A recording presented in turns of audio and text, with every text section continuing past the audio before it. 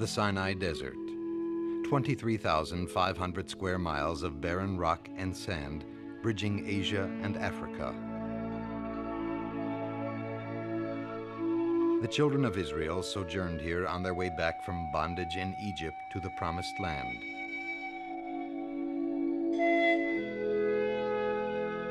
"3,000 years later, the people of Israel, re-established in their homeland, are once again leaving behind the Sinai Desert, this time for the promise of peace.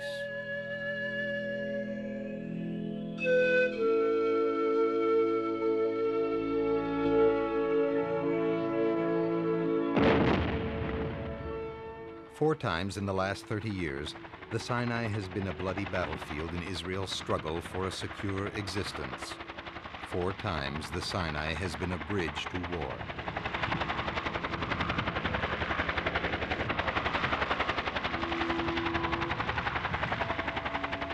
But Israel endured and vowed that the Sinai would one day become a bridge to peace. Israel continued to hold out the offer of peace and neighborly relations. Finally, tiring of the barren policy of war which had failed, the leader of the largest Arab nation, the late President Anwar Sadat, agreed to accept Israel's offer of peace. During the visit of President Sadat to our country and to Jerusalem, a momentous agreement was achieved already. Namely, no more war, no more bloodshed. There is a great need for hard and drastic decisions.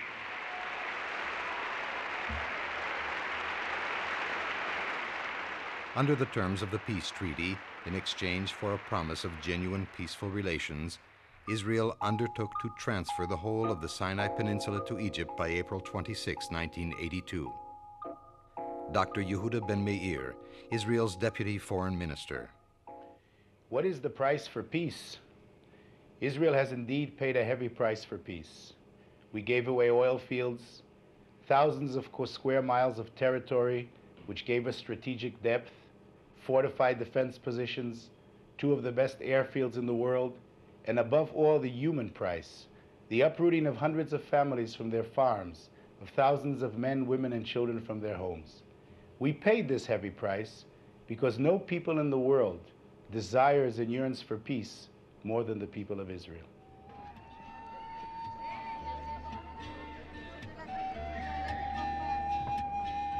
The people of Israel are giving up their homes and the towns and villages they built for the sake of peace. These people are pioneers who rose to a unique challenge: to turn the desert, once a barren battlefield, into a place of life.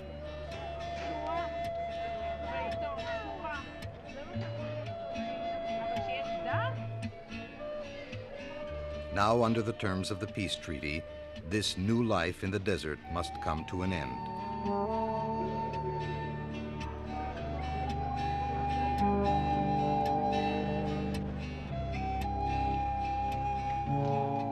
Yaakov Bar-Levi, an established engineer from Haifa, came to build Ophira, a new town at the southern tip of Sinai.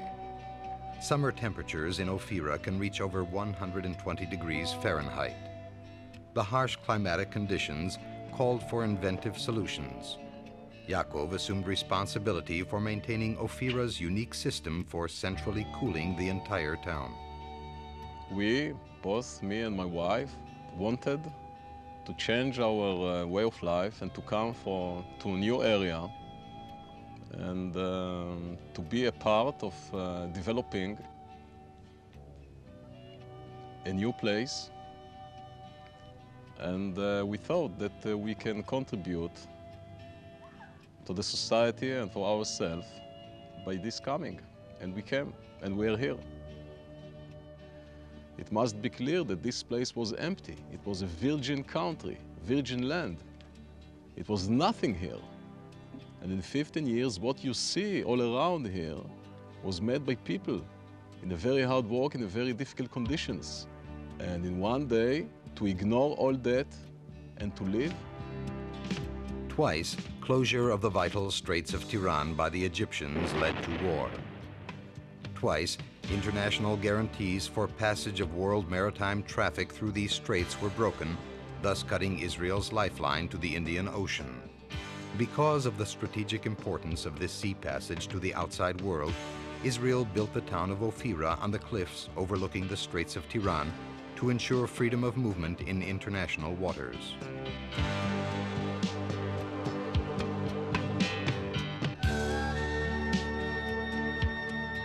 Instead of guns, a field school for nature study was established, and a full range of social and educational services, from business to sports centers, from kindergarten to high school, serves the 1,200 residents of Ophira's community.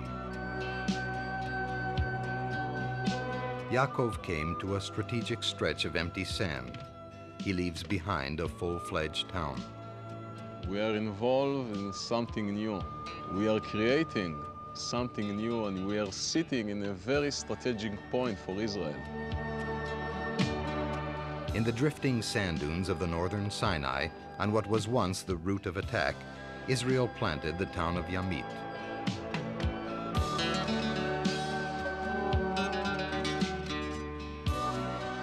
It took root and expanded.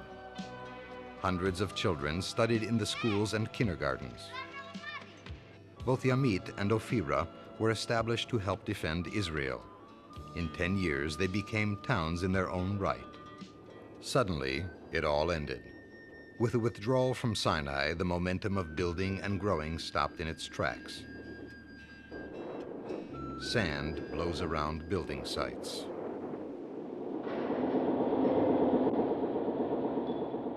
Under the terms of the treaty, everything and everybody had to be removed.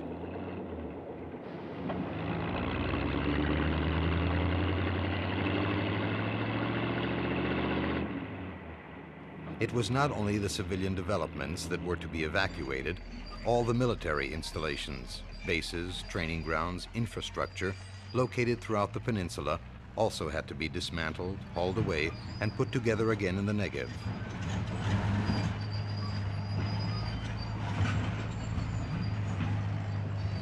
This massive operation is costing Israel over $8 billion, an enormous sum for a small country lacking in resources.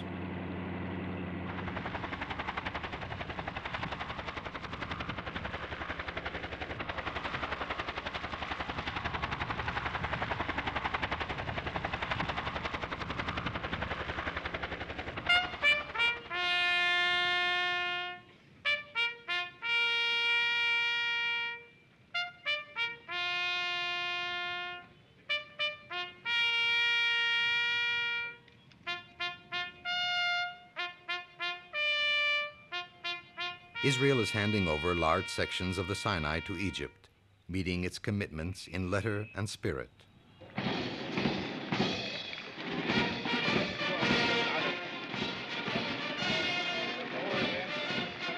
The ceremony of the Israeli flag going down and the Egyptian flag going up marks the end of an era of security which the Sinai provided. It opens a new, as yet uncertain, era.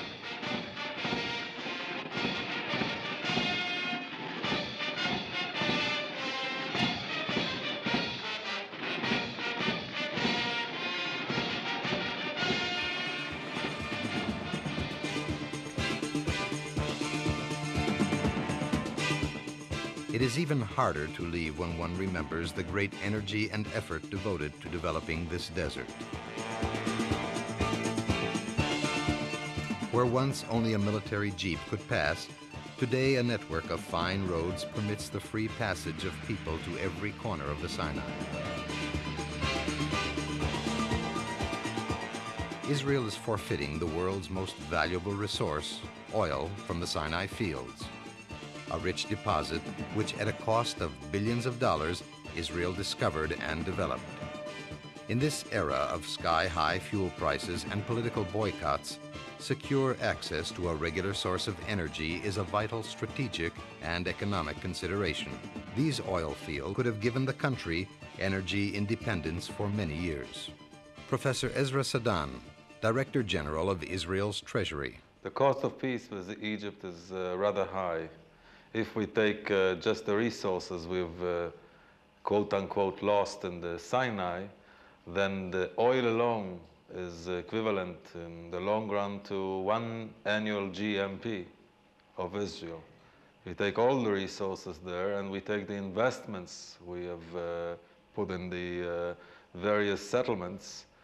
And if we take the cost of evacuating the people that live in those settlements, then it is more than 1 GMP.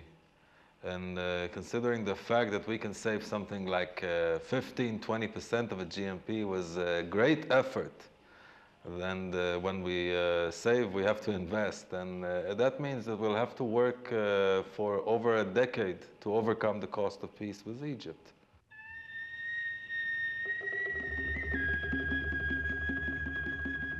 When Israel returned to the Sinai in 1967, the nomadic Bedouin lived like people did in biblical times. They eked out a minimal subsistence from the little that the desert could provide. Scarce water resources and poor hygiene resulted in high infant mortality and low life expectancy.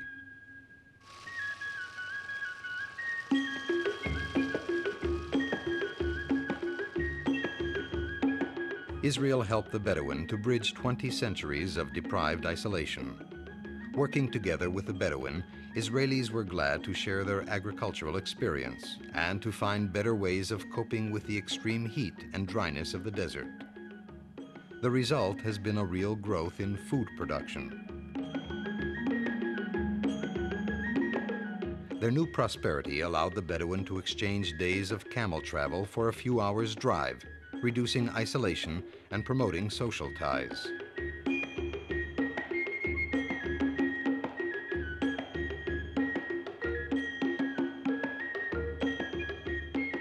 Under the guidance of local Bedouin leaders, 22 schools were built, providing hot meals and social activities as well as education.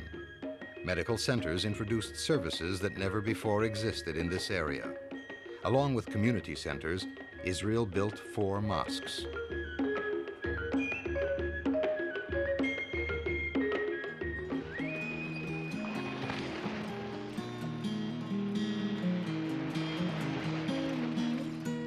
The unique beauty of the Red Sea and the awesome desert has been carefully preserved and protected.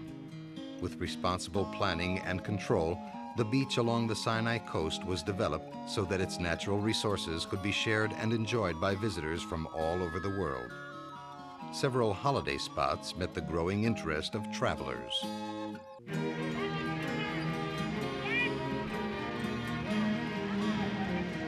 The warm, dry weather and the pleasant atmosphere made the Sinai coast a haven for soaking up sun and enjoying the beach.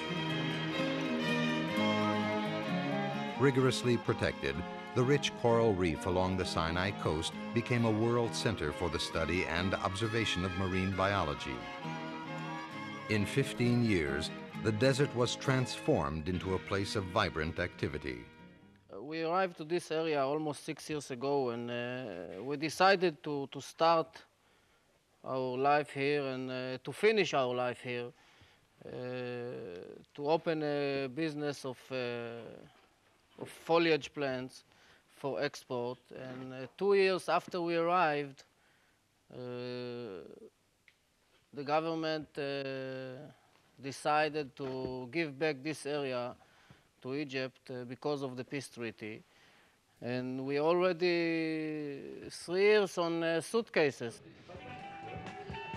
Dudu Kholi came to build Ugda, an agricultural village in the northern Sinai near the town of Yamit.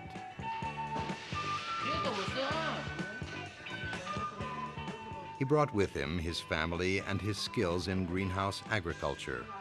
It took years of concerted effort to turn this project into a highly successful export business.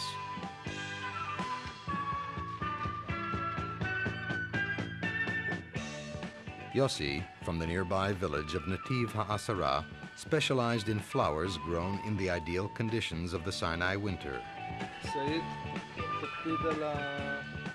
In a place where they said it was impossible to grow anything, these farmers succeeded in growing almost everything.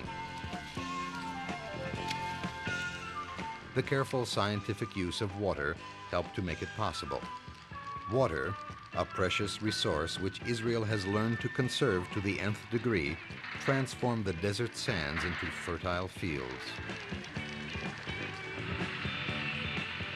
Through the use of innovative methods, know-how, and a lot of plain hard work, problems posed by the heat of the sun, the scarcity of water, and the desert sands were overcome.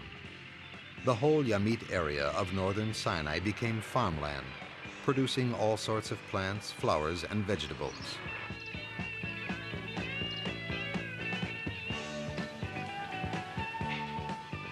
Tomatoes became a northern Sinai specialty. Ripened under the winter sun, these tomatoes were picked and packed for the kitchens of Europe.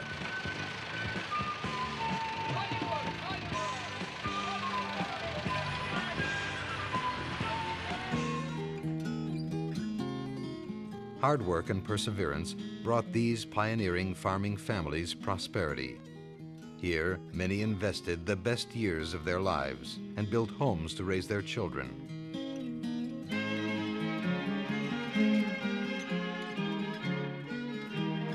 Dudu Kholi and his wife raised a family on their farm.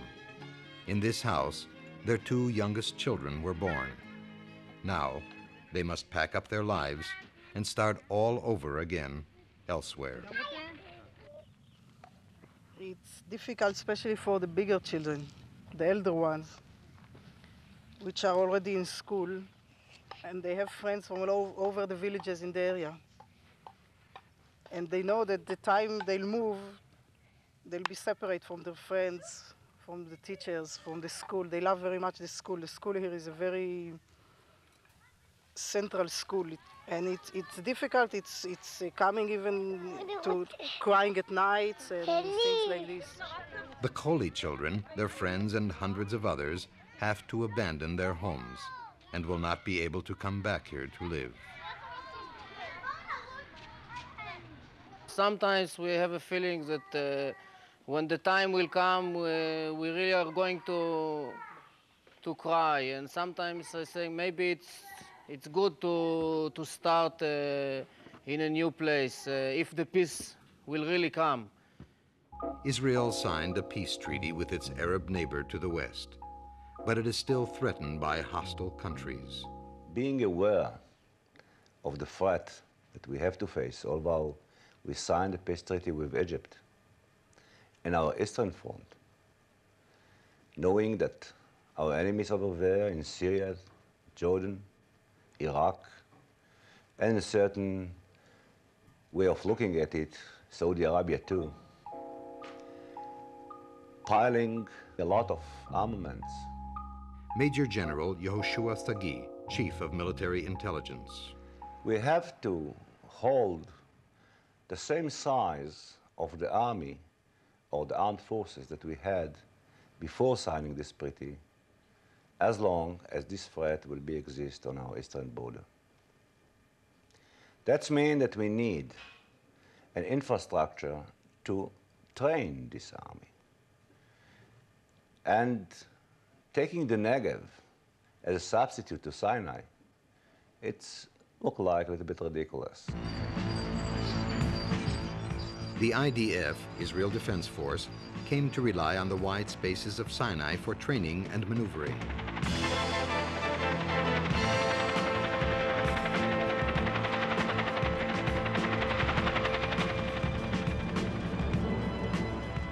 It cost billions of dollars to develop the defense network in the Sinai, and it is now costing similar sums to redeploy in the Negev. The Sinai gave Israel vitally needed strategic depth. The Air Force utilized the large air spaces for training purposes, building 3 sophisticated air bases there. Now the IDF is being pushed into an area 1/10 the size of the Sinai Peninsula. I would say that by leaving Sinai on 26th of April 1982, IDF is losing infrastructure, is losing maneuvering areas, is losing strategic depth, is losing the control on the vital pass in Ras Nasrani and Tiran.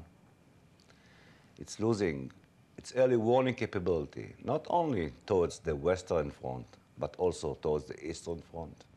Our sacrifice is very high, on the personal level and on the national level. We know exactly what we are giving. We don't know exactly what we are getting. If the real peace will come, I think the price is okay because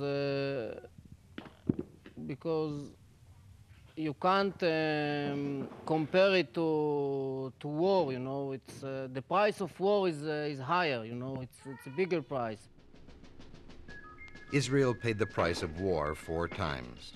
At the rebirth of the state in 1948, the armies of the surrounding Arab countries launched a massive attack against the outnumbered and outgunned Israel Defense Forces. The Egyptian attack was brought to a halt just 20 miles south of Tel Aviv and pushed back into the Sinai. At the armistice talks in 1949, Egypt promised to allow free navigation through the Straits of Tiran and to desist from attacking border villages. But after years of ceaseless guerrilla attacks from Egyptian-held Gaza and the illegal blockade of international shipping through the Straits of Tiran, in 1956, Israeli troops were finally forced to react and pushed across the desert to the Suez Canal. In exchange for UN guarantees and Egyptian promises, Israel withdrew entirely from the Sinai. A UN peacekeeping force was to maintain the Sinai's neutrality. In May 1967, Egyptian President Gamal Abdel Nasser expelled the UN troops and massed an invasion army in the Sinai. Its very survival threatened, Israel retaliated, forcing the Egyptians back again across the Sinai to the canal. This time, Israel declared it would give up the Sinai when Egypt was willing to make a real peace. In October 1973, on Yom Kippur, the holiest day of the year for Jews, Egypt launched a surprise attack, crossed the canal, and broke through Israel's lines. Only the expanse of the Sinai allowed the IDF to regroup and repulse the attack at great cost in human life.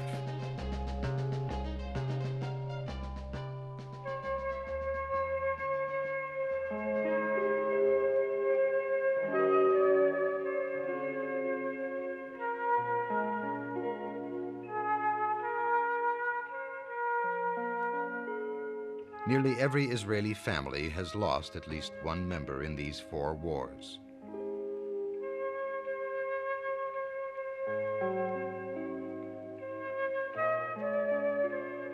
This small country has known great tragedy, and the hopes for peace have been shattered so often.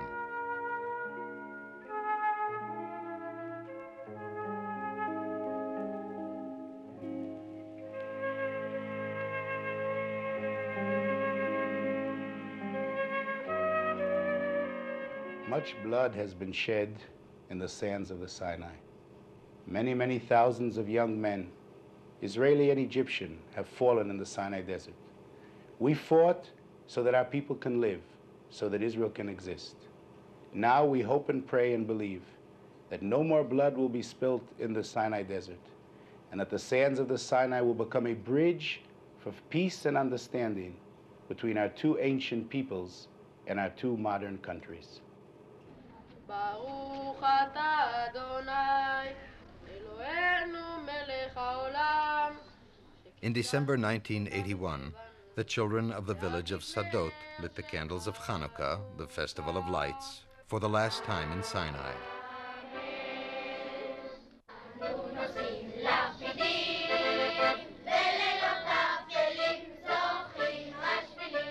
Their eyes look toward the future with hope that their young lives will not be made a desert by the waste of war.